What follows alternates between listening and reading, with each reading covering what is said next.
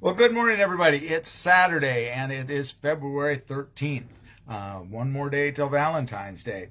And we are continuing our journey through the 22nd chapter of Luke. We're going to finish the 22nd chapter today. So Monday, we'll pick up with chapter 23. So today, we're going to look at verses 66 to 71. We're going to finish up, sort of finish up what we got started the other day. We're a long ways from getting through this Friday. It's Friday in the scripture, though it's Saturday here. Need to bear that in mind. It's Friday. It's the begin, and at the end of the day will be the Sabbath, the beginning of Sabbath at sunset. So this is what's going on.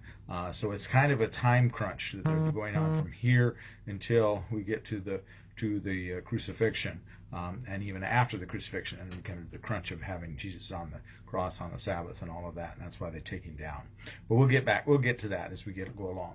So today we are looking at verses 66 to 71 in the 22nd chapter. But I do want to do a little bit of housekeeping before I jump into the devotion today.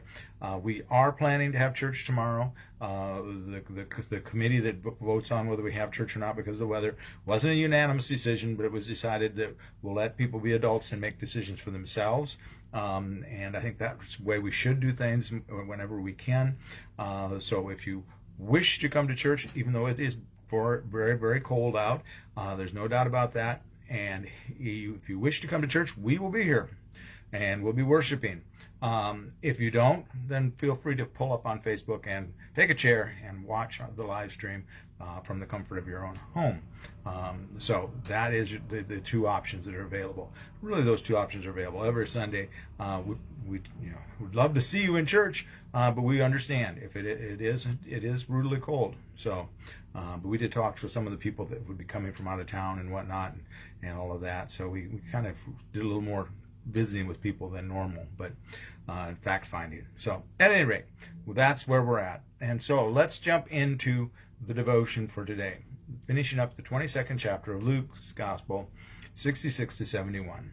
When day came, the assembly of the elders of the people, both chief priests and scribes, gathered together, and they brought him to their council.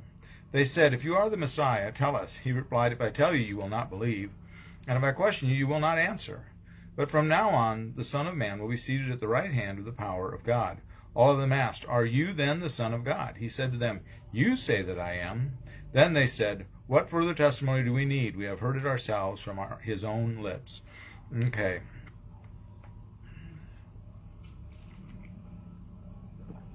We have this sham trial going on before the Sanhedrin. That's what this body is. It's this meeting here, and in Luke's gospel, they're meeting in the daylight. We don't get into all of that. But here, it's daylight. It's the new day. It's Friday morning, and all of the elders and the scribes, the Sanhedrin, come together to meet to decide what they're going to do with this Jesus guy. But the decision seems to already be pre-made. And the interesting saying says, "If you are the Messiah, tell us." And he says, "If I tell you, you will not believe. If I tell you, you're not going to believe me." So that would imply, I guess, that he is. Because if he were to say he was not, do you think they would have believed him? Well, they would have wanted to believe him, even if their minds would be telling them we don't want to. One of the interesting things about the human mind is we often come to predetermined decisions, and it doesn't matter what facts are thrown at us. We don't change our minds. We come up to a mindset, and we hold on to that mindset no matter what the facts that are thrown up to us and given to us. And you might be hearing them clearing the snow outside. Thank God they're the Morrows and Smiths are here cleaning the driveway for us. So thank you guys. At any rate, but that's a human trait, and it's still going on today, isn't it? That's the way we are. We get entrenched in these ideas. And there's a reason for them being entrenched, because it changes the situation they're in. They want to maintain power, first of all. They're afraid of the Romans, and if things get too stirred up, the Romans may come in and take away the power, which they do in 70 AD. So, and actually they lose their power in 66 when their uprising, the Jewish uprising, takes place, and they deal with the high priest then. But I'm not going to worry about giving you a history lesson today. But so he says, "And if I question, you will not answer." They don't want to hear the answers. Just, again, we're like that too. We ask you a question and we skirt the issue. We don't give the answer that's right before us. And so that's not a new phenomenon that we see today. It's been going on time immortal, and here we see it with Jesus. And what more do they need? What more would they need to see than all the healings he's been doing leading up to this? I mean, it's kind of mind-boggling that there were so tunnel vision, that so much tunnel vision that they couldn't see outside that tunnel. But again, that's a real thing for human beings. But he says, but from now on, the Son of Man will be seated at the right hand of the power of God. He usually calls himself the Son of Man. He doesn't say Son of God. Jesus doesn't. He says the Son of Man. But saying that he's seated at the right hand of God, that puts himself at the right hand. That's a position of power. That is where the next in line, so to say, would sit. Of course, we don't believe Jesus is next in line. We believe God and Jesus and the Spirit are one. So we believe that's the Trinity, without getting into the theology of the Trinity this morning either. So that's what we believe. But for them, they're like, oh my gosh, he's putting himself up there on the stage with God. And so, are you the Son of God then? You're sitting at the right hand of God. Are you the Son of God? Well, he doesn't answer that in Luke's gospel. He just says, you say that I am. And then they really blow up, don't they? Because they know it. They know he is, but they don't want to hear it. And it's really mind-boggling, isn't it?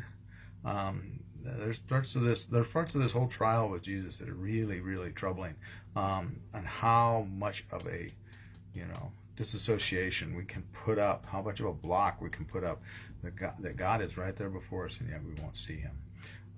Think about our lives, though. How many times in our lives have we been in a situation, for some of us that came to God later in life, how long did we bump up against that wall and deny the existence of God? Many people are in the church, and they leave the church, and then they come back at some point, but they spend many years knowing that knowing there's a God, but not wanting to believe that there's a God. Doesn't that make sense? Because it somehow gets in the way of their inconveniences of their lifestyle. Let's put it that way. There are many of us that have tried to create a new God, a different God, because looking at God, as the Scripture shows it, very much inconveniences lifestyles. And I'm not going to belabor that too much, but denying God is we've talked about that here lately, but that's a lot of what's going on right now in what we're looking at, is this denying God, even though you really should know better. You really should be able to see him. If you really just look, you'd see him. So the priests would just look. They can't help but to see him, but they don't want to change things. Change is hard to do for people. So with that, I'm going to let you go for Saturday morning. We do have church Sunday. As I said, we will be worshiping in the sanctuary again. However, if you are weary or leery rather of going out in the cold, and it's going to be plenty cold, feel free to tune in on the live stream. Please do. And if you have some friends that aren't planning on going out and their church doesn't live stream, hey, call them, tell them, watch ours. We do live stream every Sunday, and tell them about our devotions too if you like. So with that, I'm going to let you go. Have a very blessed day, and please be a blessing to someone today. Bye-bye.